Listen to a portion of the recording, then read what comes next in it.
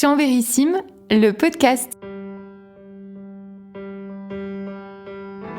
Je suis Julie, je travaille à l'office de tourisme de la destination Chambéry-Montagne et vous écoutez Chambérissime. Dans ce podcast, je vous invite à me suivre pour une découverte de la ville et son histoire. Nous poserons des mots sur ses mystères, ce qui fait son âme, ses couleurs, ses saveurs. Ce nouvel épisode sera celui d'une douce flânerie en cœur de ville. Nous nous amuserons à parcourir les allées qui bordent la place Saint-Léger, la rue de Boigne et ses arcades à la Turinoise. Nous voyagerons dans l'histoire pour toucher de plus près le souvenir d'une époque où Chambéry vivait à l'abri d'un rempart. Nous avons rendez-vous place Saint-Léger avec Chantal Georges, guide conférencière des monuments historiques. Depuis les années 70, les façades des immeubles qui ponctuent la place sont très colorées, comme si elles voulaient souligner ce trait d'union entre la Savoie et l'actuelle Italie. Même si elles ne sont pas les couleurs historiques de Chambéry, elles dessinent ici la perspective d'une ville vivante où il fait bon vivre. Coucou Chantal! Bonjour Julie! Ça va bien? Ah, moi toujours. Ouais, ça fait plaisir de te voir. T'as une jolie écharpe rouge colorée comme la place Saint-Léger. Et oui, parce que là sur la place on a un petit peu toutes les couleurs, c'est déjà l'entrée de l'Italie, il faut dire. Oui, on a des bâtiments plutôt étroits pour certains. On a du jaune, du rouge. Voilà, on a de l'ocre, du gris, déjà des façades un peu à l'italienne, comme je disais. Et alors, dis-moi, je me suis toujours posé cette question. On est place Saint-Léger, mais c'est un endroit qui ressemble plutôt à une rue. Et donc, je me demandais pourquoi elle portait pas le nom de rue Saint-Léger. Ça c'est vrai, ça c'est un peu une aberration parce que elle est large comme une place, mais elle est longue comme une rue. Et c'est extraordinaire à Chambéry, et parce que au départ, donc il y avait la première petite place avec l'église Saint-Léger où il y avait un petit marché, donc ça faisait place autour du marché. Et puis il faut dire que il y avait la rivière qui passait. Ah oui, la fameuse Albanne. Voilà, c'était pas la Lesse. La Lesse, c'est la grosse rivière. Mais nous, c'est une petite rivière qui vient de Saint-Baldov et qui traversait toute la place. Donc, elle l'a coupée en deux. Exactement, elle l'a coupée en deux. Et même l'église, on dit, était construite sur la rivière. Et donc, elle l'a coupée en deux. Et en fait, ça faisait deux rues. Il y avait la grande rue d'un côté et de l'autre côté, la rue Tupin. Et donc là, on se trouve sur quelle rue ? Alors là, on est à la rue Tupin, parce que la grande rue, c'est celle qui donnait au sud, au soleil. Ok. Et ça, c'était jusqu'en quelle année ? Ah ben jusque vers le 19e siècle, il faut dire. Et il y avait des petits ponts qu'on traversait en pierre, il y avait des fontaines. C'était vraiment un des premiers cœurs de la ville, ici. Ça doit être super joli. Et est-ce que c'est à ce moment-là qu'on avait ces fameuses cabornes ? J'ai entendu parler de cabornes. Oui, parce que les cabornes, c'était un peu des avancées avec des avant-toits. Et comme ça, les clients, les personnes qui passaient pouvaient faire leur marché à l'abri. Il pouvait neiger, pleuvoir. Et c'était extraordinaire et très vivant. D'accord, donc c'était plein de petites boutiques déjà c'était ici. Plein de petites boutiques déjà. Donc une artère hyper vivante. Ah ben c'était l'artère la plus vivante pour ainsi dire de l'époque, depuis le Moyen-Âge jusqu'au 19e. Et ces petites cabornes, elles ont existé Elles ont existé jusqu'au 19e. Lorsque De Boigne donc a fait faire sa rue à portique, il était convenu dans le contrat qu'on faisait tomber les cabornes parce que c'était un petit peu malsain, c'était sale un petit peu pour aérer la ville, le centre-ville. D'accord, ouais, c'était un peu de briquet de broc, quoi. Voilà, c'était un peu de briquet de broc, mais c'était très vivant. Oui, très vivant, très sympathique. Donc, si l'on rassemble toutes ces idées, la place Saint-Léger est une place et non une rue, tout simplement car l'histoire a retenu qu'autrefois elle accueillit une petite rivière en son milieu. Une rivière bordée de deux rues. Quand ce bras de l'Albanne fut recouvert puis que les cabornes furent démolies en 1826 dans le cadre des embellissements de la ville, les appellations Grand Rue et rue Tupin disparurent. Elles n'avaient plus de réalité, plus de sens. Elles disparurent donc pour donner vie plus largement à l'appellation place Saint-Léger, petit emplacement occupé jusqu'en 1749 par une église bien particulière du même nom et qui faisait place autour d'elle. Cette église se trouvait sur l'actuel emplacement de la fontaine des Marmousets. Elle était étonnante car imaginez-vous qu'elle était bâtie à cheval sur l'Albâne, la fameuse petite rivière, de telle sorte que pour se diriger de l'autre côté de la place, l'on était obligé de la traverser de l'intérieur, parfois même muni de ses courses, pendant l'office religieux. Mais revenons à notre visite. Et alors, il y a aussi quelque chose de surprenant dans cette place. Ce sont toutes ces petites traboules qui partent d'un côté et de l'autre. Alors, je sais que nous, à l'Office de tourisme, on parle beaucoup de traboules parce que c'est pour donner une image aux gens qui ne connaissent pas Chambéry, parce que c'est quelque chose qui est très caractéristique de la ville. Mais je sais qu'à Chambéry, on les appelle... Ah oui, ce sont des allées, il ne faut surtout pas dire Traboul, parce que Traboul, c'est lyonnais. Ah, c'était pour les canuts, elles allaient toutes vers la Saône. Nous, ce sont des allées. Alors, est-ce que tu peux nous expliquer la différence entre une traboule et une allée ? Alors, les traboules, c'était spécifique pour les canuts, pour transporter la soie et qu'elle ne s'abîme pas. Alors, au départ, à Lyon, c'était on descendait de la Croix-Rousse pour aller chercher de l'eau.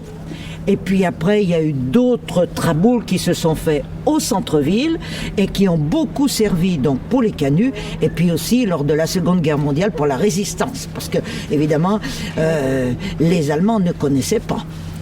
Et donc ces allées à Chambéry, parce qu'il y en a beaucoup. Oh là, oui, des allées. Alors à Lyon, bien sûr, c'est beaucoup plus grand. Il y en a 500. À Chambéry, il y en a presque une centaine. Il y en a beaucoup. Peut-être pas autant, à vrai dire.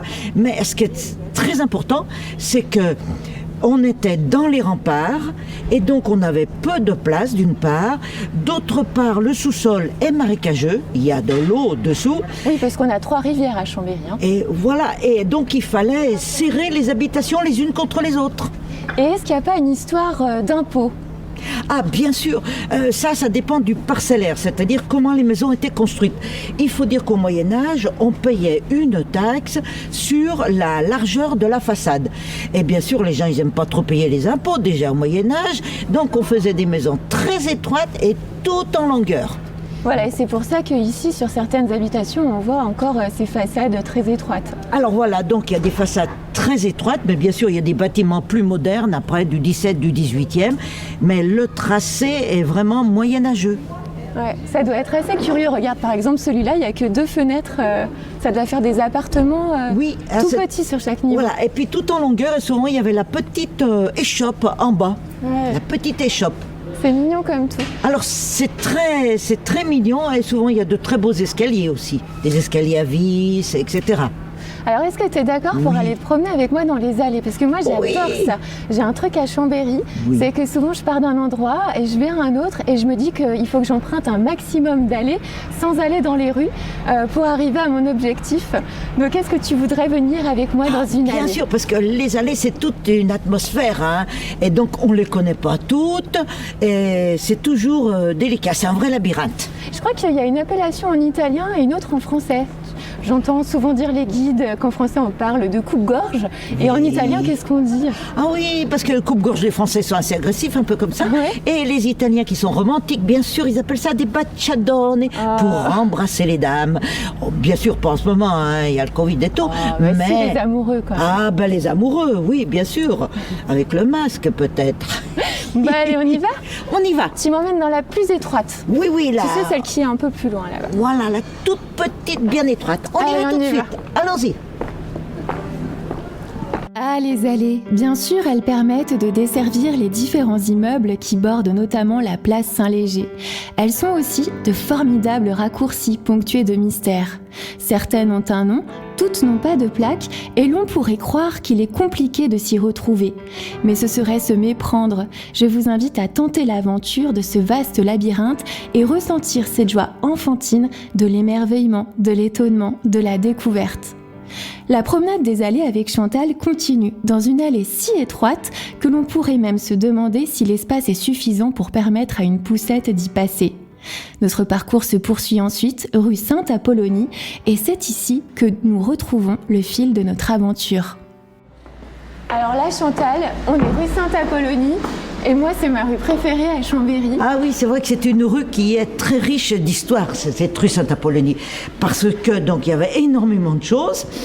Il y avait donc une petite chapelle et un petit hôpital que la famille des Bonivard avait payé.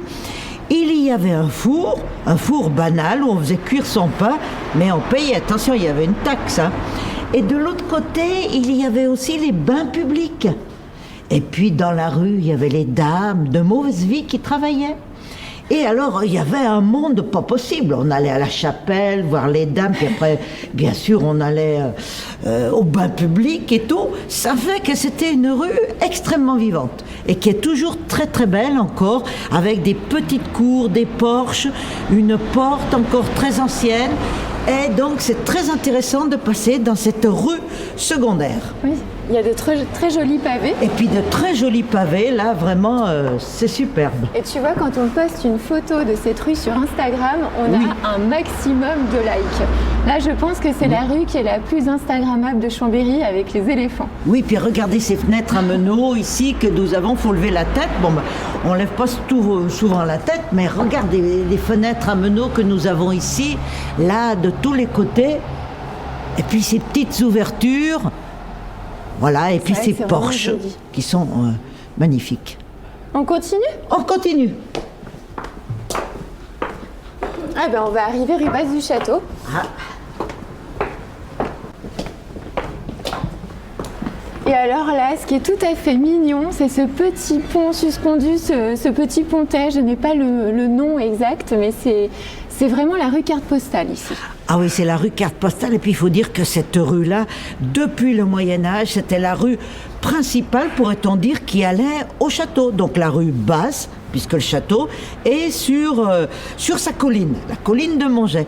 Et ce petit passage aérien, c'est vraiment le symbole, encore une fois, de la ville de Chambéry. Et il est habité ? Ah, bien sûr qu'il est habité. Alors il y avait des passages, il y en avait énormément partout dans la ville, mais le problème, c'est que quand il y avait le feu d'un côté, eh ben, il y avait le feu de l'autre. Et comme toutes ces maisons sont très anciennes, qu'il n'y a pas de dalles en béton, c'est du bois, et donc pour éviter les incendies, on les a détruits. Donc c'est un des derniers qui nous reste. Le dernier même ? Oui, le dernier. Ouais. On continue ? On va sous les portiques ? D'accord. Allez. Une petite pause s'impose. Quand un Chambérien vous donne rendez-vous sous les portiques, entendez qu'il vous attend rue de Boigne. Vous vous souvenez, cette rue évoquée par Chantal au début de notre rencontre. Celle-là même dans la percée au XIXe siècle eut pour conséquence la démolition des cabornes de la place Saint-Léger. Ces petites boutiques alors recouvertes par de grands toits qui donnaient l'impression d'une rue couverte. Et oui, avec la construction de cette nouvelle rue à portiques, donc couverte, qui reproduisait les élégantes rues en arcade du centre de Turin, il eût été malvenu de conserver ces petites cabornes en bois, pas toujours très conventionnelles. En ce début de XIXe siècle, le dessin de la rue de Boigne constitua un véritable coup de sabre dans la vieille ville. De nombreuses constructions furent détruites sur son tracé, mais elle permit surtout d'aérer le cœur de ville et de faciliter la circulation. La rue de Boigne porte ce nom car elle a principalement été financée par le comte général de Boigne, grand bienfaiteur de Chambéry. Elle se situe dans l'axe du château et fait le lien avec la fontaine des éléphants, monument construit en 1838 en hommage au comte général de Boigne. Donc là, on est sous les portiques, on est rue de Boigne. Je crois que c'est l'endroit où tout de suite au 19e siècle se sont retrouvés tous les élégants de la ville, toutes les belles boutiques. Et oui, bien sûr, parce que donc là, les beaux messieurs à chapeau et les belles dames à robe longue venaient. Alors les messieurs, bien sûr, allaient à part entre eux au café qui se trouvait. Il y avait beaucoup de cafés à Chambéry. De l'autre côté des portiques, il y en avait sur la place Saint-Léger. Et les dames, alors les dames, il y avait un salon de thé, le Fidèle Berger, qui était fait pour les dames. Et comme ça, elles se retrouvaient, elles prenaient leur petit thé à 5 heures et c'était très sympathique. Ah bah écoute Chantal, tout à l'heure, le Fidèle Berger existe encore et si tu veux, on va se prendre un chocolat toutes les deux. Ça serait, alors là, je suis tout à fait d'accord, hein, bien sûr. Hein. Une des belles boutiques et bonnes boutiques de Chambéry. On continue avec une autre allée ? Oui. Je crois que tu veux nous emmener dans un hôtel particulier. Voilà, on va aller de l'autre côté. Allez.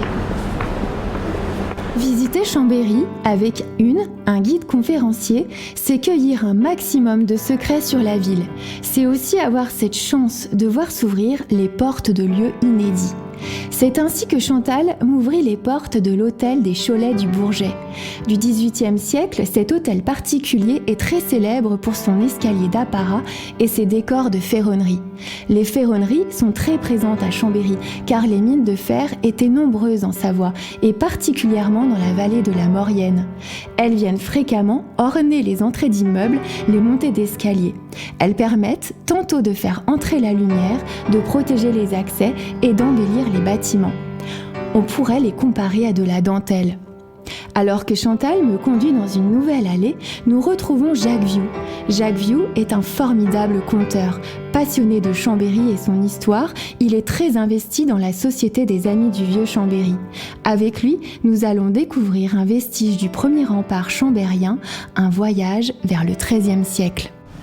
Coucou Jacques. Ah, bonjour Julie, comment vas-tu? Ah bah écoute, ça va bien, je suis avec Chantal, on fait une visite des allées, de la place Saint-Léger.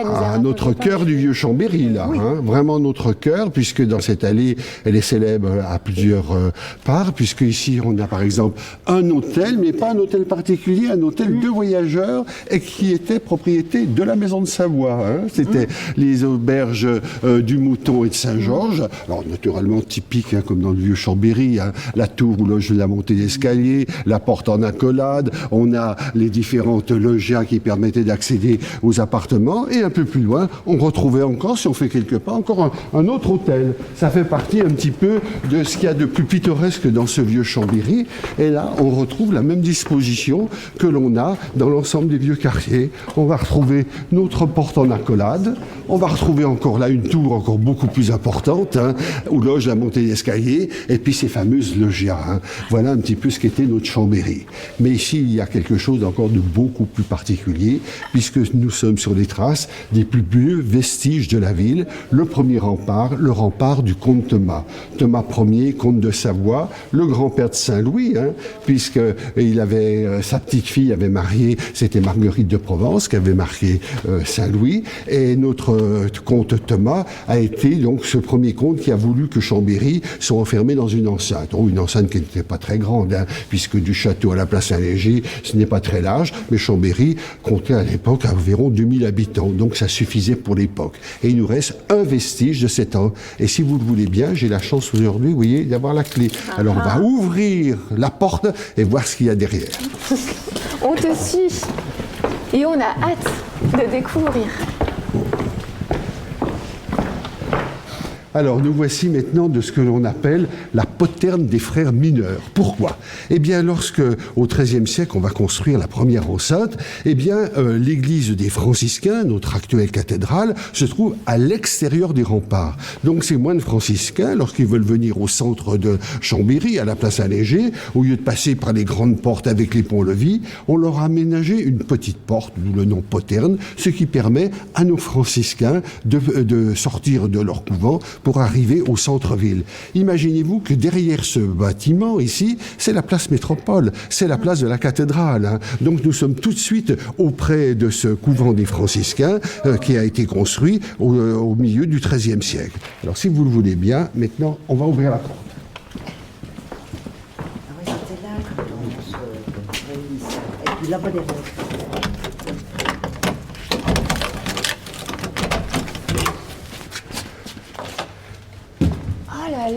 Mais c'est extra.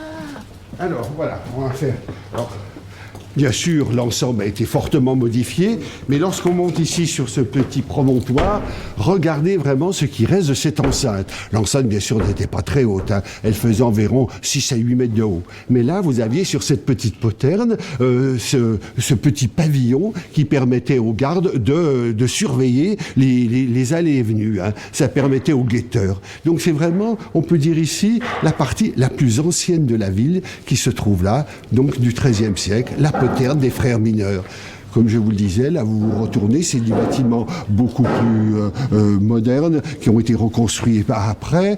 Il y avait ici un hôpital, quand on pense que c'est l'arrière d'un hôpital qui se trouve là. Et puis au XVIIIe siècle, Victor Amédée II a fait ici un collège, c'était un collège royal qui donnait sur la place de Métropole.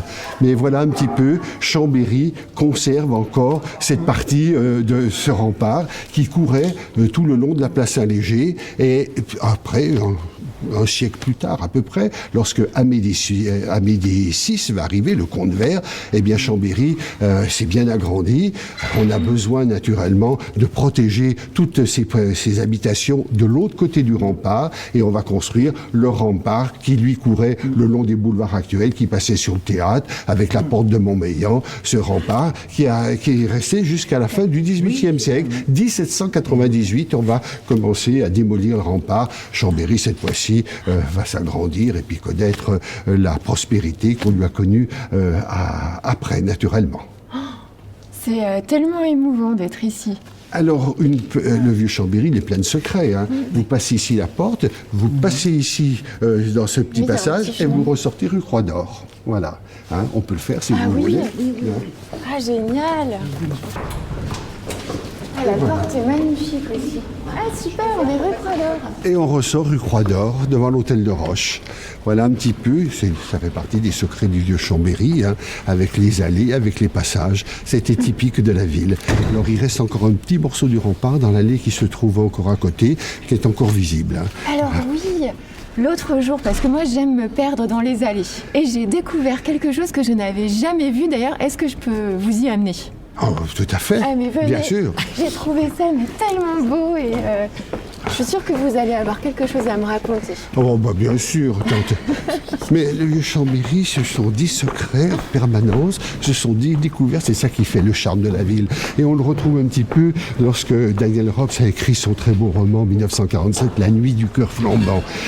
Lorsqu'il part, il est jeune professeur d'histoire, il est un soir à la table de ce petit restaurant, quand il fait la connaissance de cet inconnu qui en pleine nuit va entraîner ce jeune garçon dans ses allées et qui vers minuit va arriver donc rue Croix d'Or dans la cour du cœur flambant, que l'inconnu va sortir de sa poche un journal, va y mettre le feu et que dans sa frayeur il va voir sortir du mur un monstre. Et bien dans ce roman il le raconte très bien comment il avait fait cette découverte de Chambéry.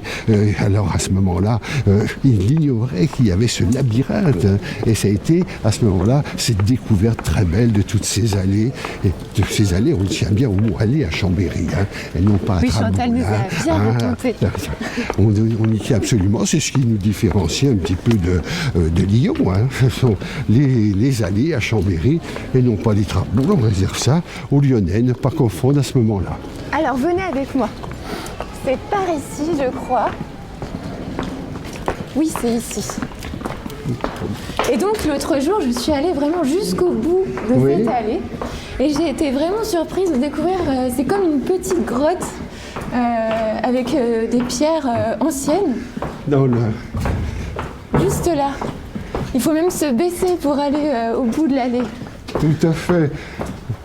Alors bon, ça c'est l'arrière de l'hôtel du Bourget, qui est un très bel hôtel de la rue Métropole. Eh bien c'est typique, là, la même chose. Et bon, on retrouve encore, on est plus ou moins encore sur le tracé du rempart. Voilà, le tracé du rempart, on le retrouve ici. C'est très joli, toujours avec les petites voûtes. Et c'est sur le rempart qu'ensuite on a construit des maisons. Là vous avez, c'est typique d'un morceau encore du rempart qui reste là. Ah oui, regardez, on peut continuer, vraiment. Ah oui, ça. Voilà. Où est-ce que je vous emmène là, tous les deux Beaucoup d'allées sont aussi en cul-de-sac. Toutes les allées ne communiquent pas dans le vieux Chambéry. Mais on a quand même, voilà. Faut bien dire qu'à chaque époque, on a reconstruit sur des bâtiments existants. C'est pour ça qu'on commence avec du XIIIe siècle, et puis après, on a monté. Et après, vers le XVIIIe siècle, on a rajeuni les façades. C'est pour ça que souvent, par exemple, l'hôtel des Marches, vous avez le XVe siècle, et puis une façade de l'époque Louis XVI. Au XVIIIe siècle, c'était la mode. On rajeunissait ses façades. L'hôtel de Montfalcon, c'est la même chose. C'était une particularité un peu du vieux Chambéry. Voilà. Eh ben merci. Merci beaucoup, Jacques. Il y a d'autres choses à... Non, regarde. Alors ça, c'est très très joli. L'été, c'est de la glycine. Et quand vous avez, quand tout est en bleu, c'est une splendeur ici. Hein. Les glycines, quand elles pendent avec l'odeur des glycines, donc ça, c'est la rue Métropole que l'on a avec toutes ces balcons qui courent de part et d'autre. Voilà.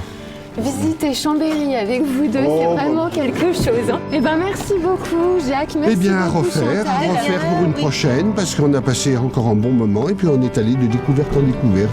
Et ce n'est pas terminé. Non, voilà. C'est toujours un grand plaisir de faire découvrir notre ville. Que nous aimons. Voilà. Que nous aimons, bien sûr. Merci beaucoup à tous les deux. Voilà. Au revoir. Au revoir. C'est ainsi que s'achève notre visite du cœur historique. Comme nous nous l'étions promis, c'est autour d'un délicieux chocolat que nous nous retrouvâmes avec Jacques et Chantal pour partager anecdotes et confidences. Les adresses gourmandes sont ici si nombreuses qu'un tel moment nous a paru comme une évidence. Chambérissime est un podcast Chambéry Montagne. Vous pouvez réécouter, podcaster cet épisode sur le site internet chambérymontagne.com et la page Facebook du même nom. Prise de son, montage, mixage et réalisation Kamel Bouziane, Arabor Savoie, des mélodies signées Scal, une découverte de Chambéry en compagnie de Chantal Georges, guide conférencière des monuments historiques, Jacques Viou, vice-président de la Société des Amis du Vieux Chambéry et Julie Chavaribert pour l'Office de tourisme. À bientôt pour de nouvelles aventures. Chambéry.